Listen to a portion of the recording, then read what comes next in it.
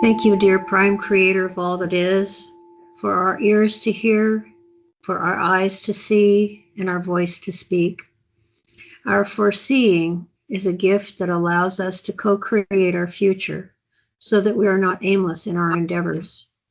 It is our gifted choice, by virtue of free will, to style the future with our mind and ultimately make our destiny. But this is not the first step to our co-creation. Co-creation requires our insight, and that insight is seeing the absolute importance of going within, the place wherein you, Creator, dwell, the place where we imagine, where we find answers, where we utilize our dreams, where the only dependency is the self that is at once the container of you, Prime Creator. You know we must go within to see you, feel you, have true insight. And once seeing that, we realize with real eyes. And so it is. Hello, this is supposed to be an exciting history lesson. If you're an atheist, you have no rights because rights are granted by God. So if you have no God, you have no rights. You have benefits and privileges. That's where you go. The next one is if you're a follower of Islam and you're on the land and soil, jurisdiction on Oregon, you need to leave. Your belief system is an all-inclusive religious government organization that demands Islam remove all opposition to the religion until they're all gone but Islam. It says so in their Quran, and they have to abide by it. There's two things that Islam can do to a male infidel. That's me. They can kill us, they can convert us, or they can require us to pay a fee. That's all. There's no particular requirement for when they do it, but they must do that. They cannot be your friend, and they cannot join you in your government. They have to work to eliminate your government. They have to install Sharia law. That's required of them. While in my government, Article 4, Section 4 says we will have a constitutional Republican form of government. And we'll have the laws of nature and nature's God. So that's what we are requiring.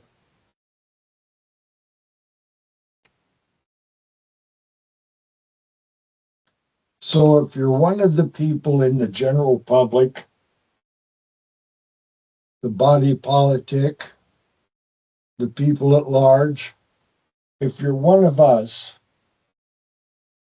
and you're not the all caps version of your name, and you're not a member of the military, you're not a sworn cop, you're not a member of the bar, you're not elected to public office.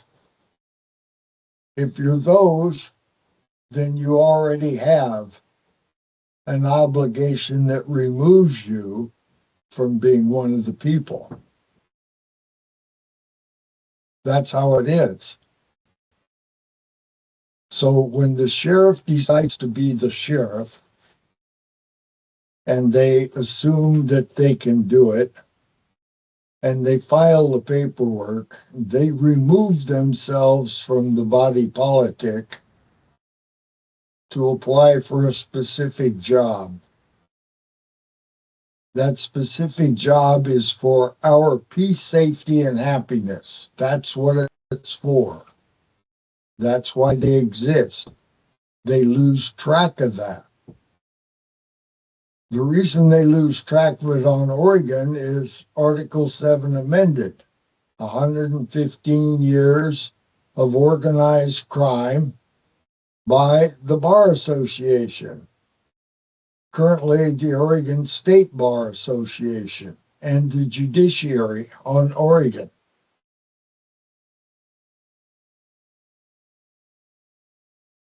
So, I'm one of the people. I'm also a person, but that's first person singular of people. That's not the all caps version of my name that you use in court and you deceive us with. And then you lie and say you're not deceiving us. Damn. You are who you say you are, provided you can support it. Now, I say, this is me.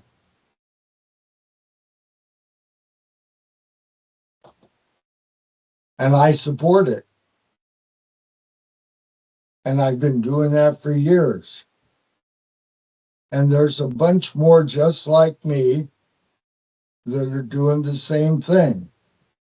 And we're all still standing. Although Cortland threw my ass in jail for a week, 5 days, illegally and illegitimately. And I'll take that up with Shelley Hoffman.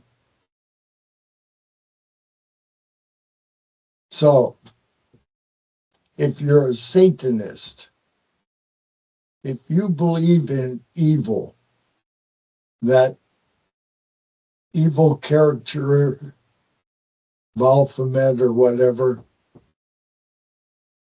Satan, Salem, little slip there. A Satanist, if you're evil, then you should be gone. You are my enemy. If I find you, I will do my best to eliminate you from being evil.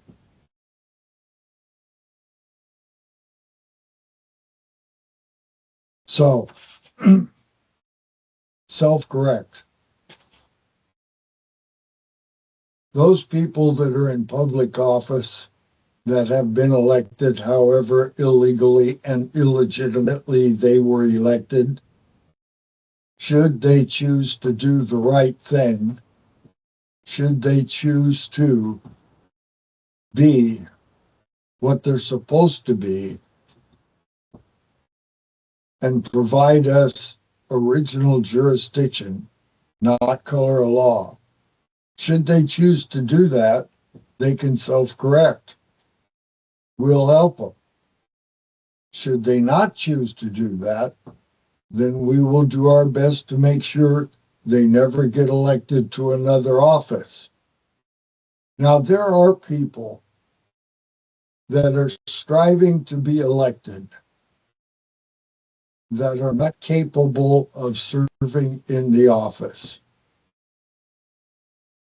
One of them is running for governor right now, a female that was in the legislature when they broke their oath.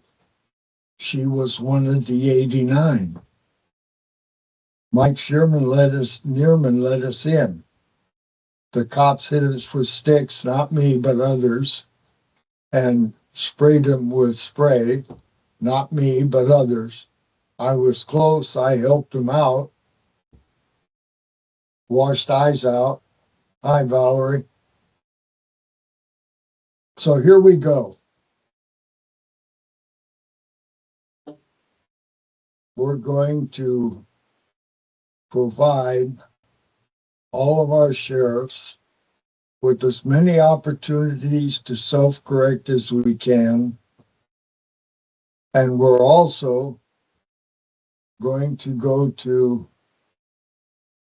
the county commissioners, such as Yamhill, and require them to do their job, Sam. You don't get to be in the office of sheriff on Yamhill County without the proper bona fides. Your credentials will be in order. We know that your oath is to this Constitution, which contains Article 7 amended and is bogus color of law, illegal and illegitimate. We know that. You know that. There is no evidence to support the other side. If there's no evidence to support the claim fails. You fail. You have to self-correct. And I yield. And my name is Dr. David. Where are our sheriffs? For the last several months, we have posted and made available what we worked on as a, quote, proper oath, end of quote, for the persons in our governance. Sheriffs are our last effort at our insisting on a proper oath. For it is the sheriffs who are here in their county position to protect and defend the people. Protect from what? Some might say. From ticketing or sending people to the illegitimate amended Article 7 courts that should not be. From governance, overreach, and taxation that they should assist seniors in the prevention of their eviction, from their loss of equity, their forever home, and all they possess. Our Article 3, Amendment 7, Civilian Common Law Court of Record has made numerous visits and relentless communications to our county sheriffs on Oregon to offer a remedy from victimization of the people. How, you might ask? It's like a shift in the mind. It is the recognition of one's allegiance to life and that which is God-given. Rather than criminalizing living God-made beings for a dead corporate entity, our sheriffs are our first protection against governance overreach. The significance of elected government officials taking a proper oath to the original jurisdiction, Constitution, circa 1859, is a tremendous recognition. The oath, then, is a promise to our God self, to our Creator God, and to people, not persons. Such a dejuration, taken a solemn oath, is needed for there to be remedy in our authoritative governance system of governance. Once a sheriff can make the shift, they can see themselves among the people rather than a corporate entity meant to enforce our compliance to the bidding of the state. This recognition, or this cognition, promises to be a release of tension, greater freedom, and cooperations. Let it be so. They do not want to let go of this. They do not intend on losing here. And we do not intend giving it back to them. And then the bullets started flying. Then he jumps out of the car. And he's got both his hands up. And he got out of the car, and he had his hands in the air. He's like, just shoot me then. This is what you want, just shoot me. And they did. They shot him dead. With his hands in the air, and I saw it. I swear to God. He was just walking with his hands in the air. And they shot him. And they shot him dead, and then after he was down on the ground, they shot him 3 more times.